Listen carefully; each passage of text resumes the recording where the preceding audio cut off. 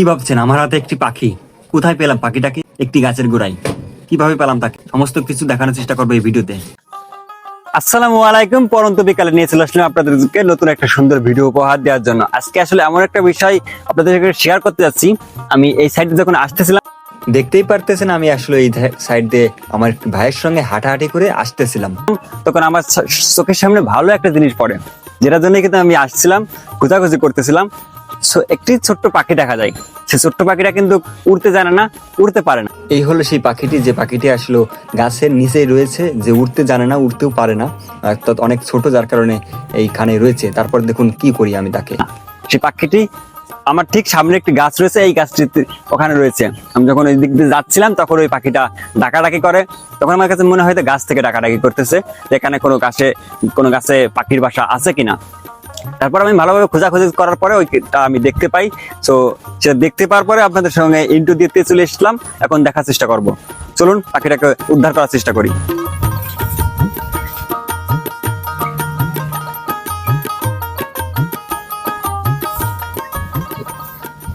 তো যেমনটা দেখতে পারতেছেন, এই যে সেই পাখিটা, এই আসলে ঠিক মতন উঠতে জানে না, এত উঠতে পারে না, একদম ছোট একটি পাখি। এইটাকে আমি এখন বাসায় নিয়ে যাব, কারণ এই গাছটিতে বাসা আমি কোথাও পাচ্ছি না।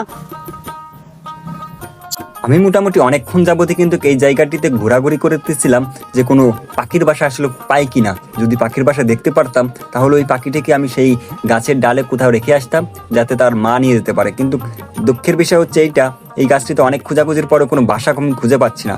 পাখিটাই শুধু এখানে রয়েছিল। তারপর আমি চেষ্টা করতেছিলাম আসলে ওকে বাসায় যে নেওয়ার আগে আমি ভাবতেছিলাম যে ওকে আমি বাঁচিয়ে রাখতে পারবো কিনা, কারণ খুবই ছোট ছিল, আর এদিকে আমার অফিস রয়েছে। সবকিছু মিলাই আমি তাকে বাঁচিয়ে রাখা আমার জন্য খুবই টাফ হয়ে যেত। আমি ভাবতেছিলাম যে এটাকে এখানে রেখে দিই, অনেকক্ষণ ধরে কিন্তু রেখে দিই। তারপরে আমি অনেক খোঁজাখুঁজি চেষ্টা করি যে আসলে আদৌ কোনো বাসা পাই কিনা। অনেক চেষ্টা করার পরে কিন্তু কোনো বাসা আমি খুঁজে পাচ্ছিলাম না। তাই বাধ্য হয়ে আমি এই পাখিটাকে বাসায় নেওয়ার সিদ্ধান্ত নিই।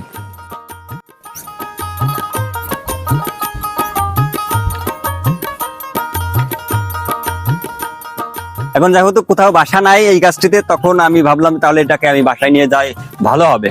কারণ এই পাখিটির অর্থাৎ একটা জায়গা পাবে। আমি চেষ্টা করতেছি এটাকে বড় করার। দেখতে পাচ্ছেন কত ছোট একটি পাখি। এই পাখিটির কি নাম হতে পারে সেটা আপনারা অবশ্যই কমেন্ট করে জানাবেন। এক কথায় বলতে গেলে তাকে পেয়ে কিন্তু আমি খুবই খুশি হয়ে যাই, কারণ আমার একটি খাঁচা আছে, যে খাঁচাটিতে তাকে আমি পুষতে পারবো, তাকে আমি রাখতে পারবো। আর পাখির প্রতি ভালোবাসা কিন্তু আমার অলওয়েজ সব সময় রয়েছে, যার কারণে তাকে যখন আমি পাই তখন আমার মনের ভিতরে একটু ভালো লাগা কাজ করতেছিল এবং ভয়ও কাজ করতেছিল যে তাকে বাঁচিয়ে রাখতে পারবো কিনা। তার সঙ্গে অনেকক্ষণ ধরে খেলাধুলা করি আমি, যাতে একটু ফ্রেন্ডলি হওয়ার চেষ্টা করি, যাতে সে আমাকে বিশ্বাস পায় যে না, আমি তার কোনো ক্ষতি করবো না, তাকে আমি যত্নেই রাখবো। আপনারাও আসলে পশু পাখির প্রতি ভালোবাসা একটু দেখাবেন।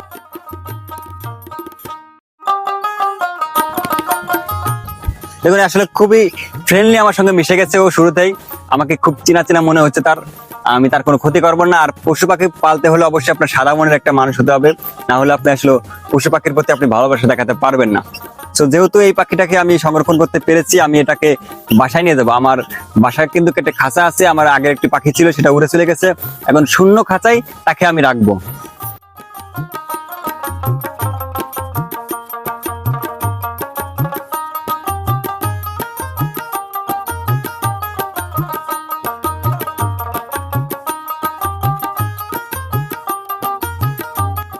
কোরিয়ানা পাখিটাকে কিন্তু আমি নিয়ে চলে যাচ্ছি বাড়িতে। দেখতে পাচ্ছেন খুব সহজে কিন্তু আমার বন্ধু হয়ে গেছে। আসলে দেখে এমনটা মনে হচ্ছে যে ওর সঙ্গে আমি অনেক দিন ধরে আছি, বাট আসলে কিন্তু খুব অল্প সময়ের সঙ্গে পরিচয় হয়েছে। এখন একে আমি আমার বাসাতে নিয়ে যাব, নিয়ে ওখানে আমি সংরক্ষণ করে একে বড় করার চেষ্টা করব। জানি না আমি একে আসলে সঠিকভাবে বড় করতে পারবো কিনা, তারপরেও আমি চেষ্টা করবো যেন অবশ্যই তাকে আমি বড় করতে পারি। কারণ আমার কাছে একটা চ্যালেঞ্জ হয়ে যাবে, কারণ আমার অফিসে যাতায়াত করা, এরপর অফিস থেকে এসে খুব অল্প সময়ে তাকে দিতে পারবো আমি। বিশেষ করে হয়তো বা সকালবেলা, লাঞ্চ টাইম এবং সন্ধ্যাবেলা, এর মাঝে কখনো 5 ঘন্টা কখনো 3 ঘন্টার একটা গ্যাপ থাকবে ওর সঙ্গে আমার না থাকাটা।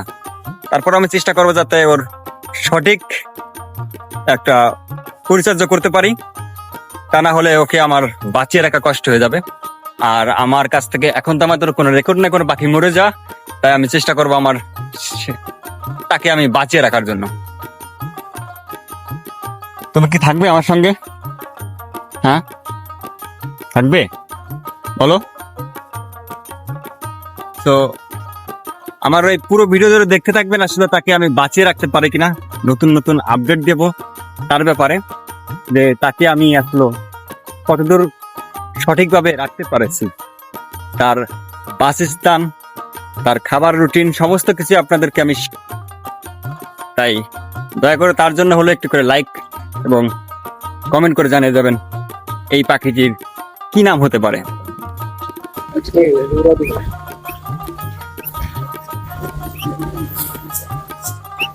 কি হয়েছে? হ্যাঁ খাবার খাতে মন চাচ্ছে নাকি? কি খাবা? হ্যাঁ